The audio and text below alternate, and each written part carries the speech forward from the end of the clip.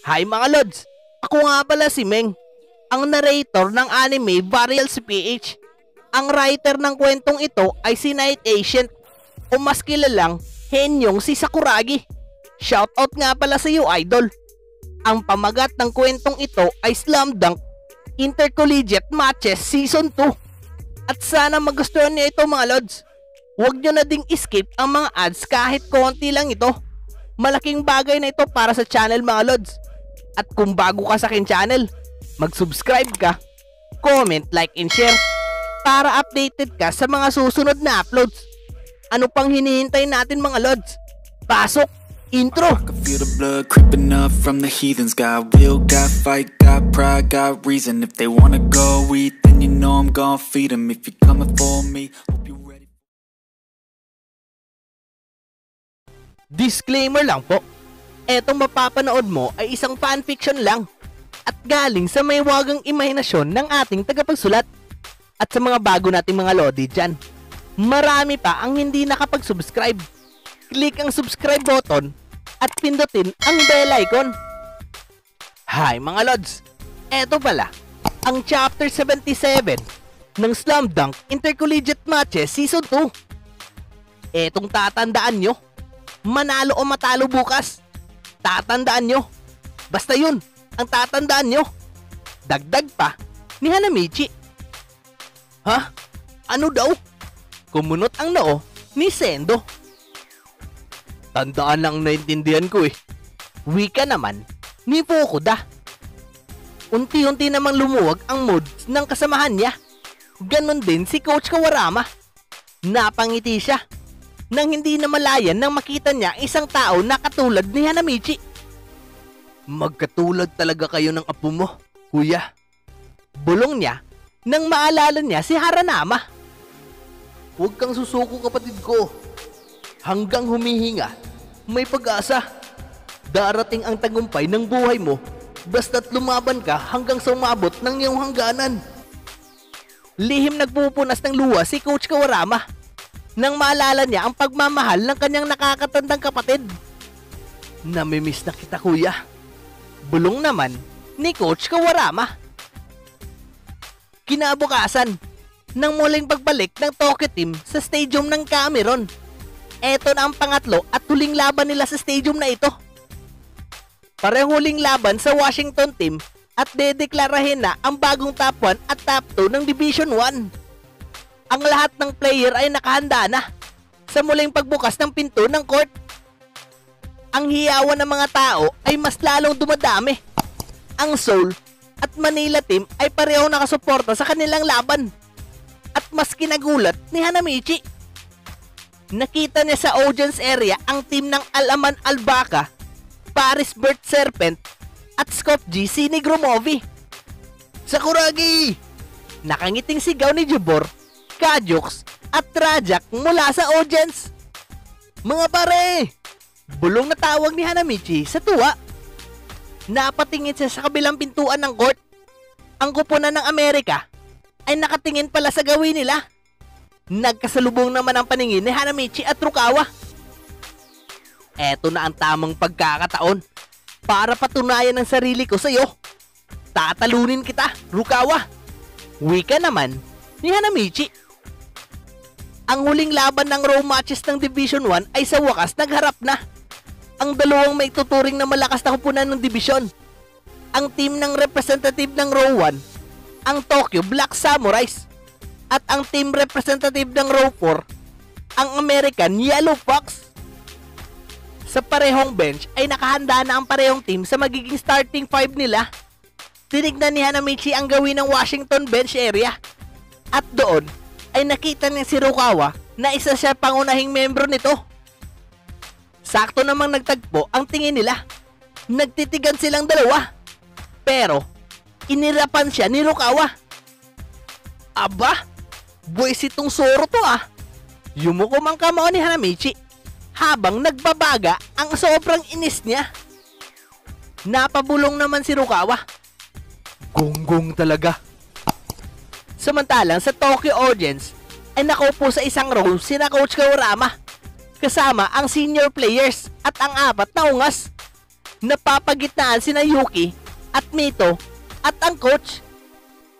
Ito ang laban na pinakahihintay natin lahat, sabi ni Mitsui habang katabi si Akagi at katabi nito si Sakurayashi. Tama ka. Hindi natin to napanood ng maayos kung live lang. Iba talaga pag personalan. Wika naman ni Akagi. Jeez! Nakaka-excite yung laban. Pero sa pagkakataong ito, ay lamang sa atin ang kabilang kupunan. Ang mga individual skill ng kanilang mga player ay hindi hamak. Walang mga tapon. Tinignan ni Yuki ang nakalaherang players ng Washington team. Tinignan naman siya ni Mito. Sandali lang po kuya. I mean, Sir Yuki. Total nandito kayo. Sinong nag-handle sa klase natin ngayon? Tanong naman ito sa kanya. Nagtaka naman si Musaka at Sakurayashi sa tinanong niya. Sa katinignan si Yuki. Anong sinasabi niya? Tanong naman ni Musaka. Napasa po ng noo si Yuki. Nakalimutan niyang sabihin sa dalawang ito. Ganito kasi yon. Etong si Mito, Kyota at Sakuragi, mga estudyante sila ng klase ko. Sa madaling salita, ako ang advisor nila. Paano? Ngumiti na lang si Yuki at Mito. Pero don't worry Mito. Nandoon naman si Reshon para temporaryo maging advisor sa klase natin. Tsaka masyadong formal ang tawagin mo kong sir. Wala naman tayo sa school. Kinindatan niya si Yuki si Mito. Napakamot na lang ito sa pisngi. Sige po, kung yan ang gusto nyo, Kuya Yuki. Muli nilang binalikan ang atensyon ng court nang tumunog ng speaker nito. Ngayon, ay nakahanda na ang starting player ng parehong kupunan. Hayaan yung ipakilala ko silang lahat. Ang starting five ng Tokyo International University Black Samurais ng Tokyo, Japan. At ang American International College Yellow Fox ng Washington DC, Amerika. Ipapakilala na nito ang parehong first five ng kupunan. Unang pinakilala nito ang Tokyo team. Mula sa Tokyo International University Black Samurais, Black number 4, si Nichi Maki. Tumayo naman ang team captain ng Washington team na si Michael Okita. Nilapitan nito ang rival best friend ni Maki. Ikaw nang bahala sa kanya, Moroboshi. Tinapik niya ito sa balikat. Okay, sagot naman ni Moroboshi. Black number 5, Kenji Fujima. Fujima, ako nang bahala sa kanya. Sambit naman ni Minami. Galingan mo. Nag-thumbs up sa kanya si Michael. Black number 7, Akira Sendo. Si Rukawa naman ay nakatingin sa seryoso sa gawin niya. Tatalunin kita, Sendo. Bulong naman ni Rukawa. Samantalang si Sendo ay nakatingin sa gawin niya. Pero ang tingin nito ay nakay sa Wakita. Sa wakas, kita-sawa. Makakalaban na rin kita. Tinignan naman ni Rukawa si Sawakita ng masama. O bakit? Dinay agad ni Sawakita. Oh, siya na yan. Agad siyang lumipat ng harapan ng Black number 10, Hanamichi Sakuragi. Alright, sa wakas, starting player din siya gaya ng inaasahan ko. Excited na sabi ni Sawakita habang nakatingin doon. Naglakad naman si Hanamichi sa unahan para makita ng lahat. Nagkaroon naman ng malakas na hiyawan. Pero ang kanyang mata ay nakatingin kay Rukawa. Tatalunin kita, Rukawa! Sigaw naman ni Hanamichi.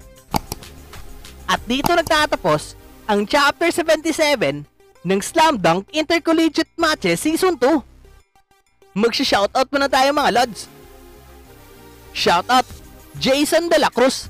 Shoutout Aster Escarlan. Shoutout Wilson Reyes. Shoutout Ryuki Consumo. Shoutout Alfred Sarel Olofano. Shoutout Aileen Retomalta. Shoutout Emilita Reyes. Shoutout Janrel Evangelista. Shoutout Anime Girl. Shoutout Haris Diwag. Shoutout Miguel Rocha. Shoutout Nalaine Estelia. Shoutout Hernando Robles. Shoutout Boyet Lubid. Shoutout Ashley Benlaflor. Shoutout Romel Tang Choco. Shoutout JCVXI Chenti. Shoutout Anime Girl. Shoutout Jens Villanueva. At kung bago ka sa aking channel, mag-subscribe ka, comment, like, and share para updated ka sa mga susunod na uploads. O sige mga lods, salamat sa panonood nyo. Peace out. Bye!